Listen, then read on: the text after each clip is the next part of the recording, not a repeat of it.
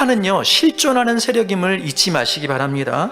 성도와 교회를 공격하고 하나님의 계획을 무너뜨리는 것이 사단의 목적입니다.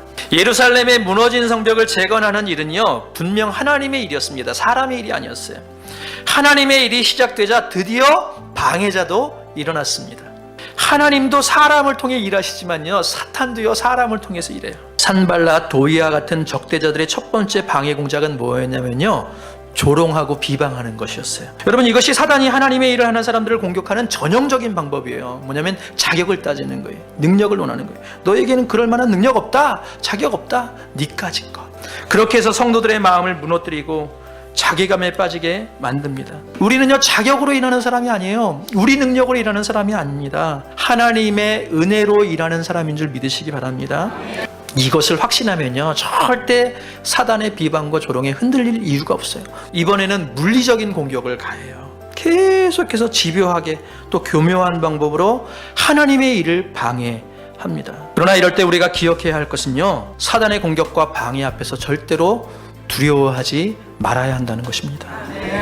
마음을 지키시기 바랍니다. 느헤미야는 지금 적의 공격으로 인해서 두려워하는 백성들에게 뭐라고 말하냐면요, 그들을 두려워하지 말고 어떻게 하라? 싸워라. 맞서 싸워라.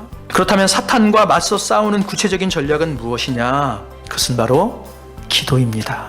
기도 외에는 사탄의 공격을 이겨낼 방법이 없습니다.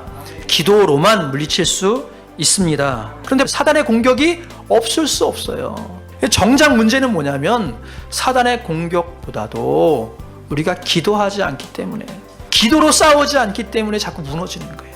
여러분, 기도는요, 내 싸움을요, 하나님의 싸움으로 돌려놓는 게 기도예요. 하나님은 그렇게 기도하는 사람들의 기도를 들으시고 그들을 위해서 기꺼이 싸워주시는 줄 믿습니다. 기도하는 사람은 절대 무너질 수 없습니다. 기도하는 공동체는 무너질 수 없어요. 하나님이 붙들고 계시기 때문입니다. 우리가 하나님을 붙들 때 하나님이 우리를 붙들어 주시는 것이죠.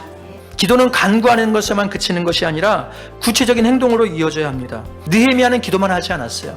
실질적으로 할 수 있는 일들을 찾아서 했습니다. 직접 무장했고요, 보초를 세웠고요, 실전에 대한 만반의 준비를 갖췄습니다.